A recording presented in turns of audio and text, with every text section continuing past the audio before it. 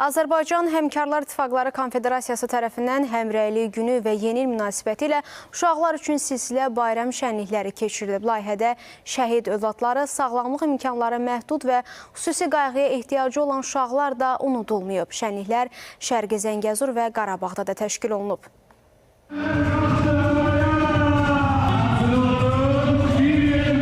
Şaxta baba və qar qızın səmimi zarafatları, rəngarəng musiqi nömrələri, maraqlı səhnəciklər.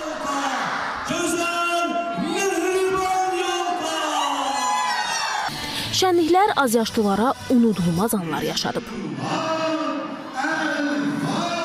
Bütün dostlarımı yeni il münasibəti ilə təbrik edirəm. Əsir qışın küləyi, küçələrdə soyuq qar, oynayırlar qar topu, dəstə-dəstə uşaqlar. Şaxta babanın hədiyyələri, hər şey xoşuma gəldi. Bütün dostlarımı və qohumlarımı yeni il münasibəti ilə təbrik edirəm. Şənliklərin təşkilindən valideynlər də razı qalıblar.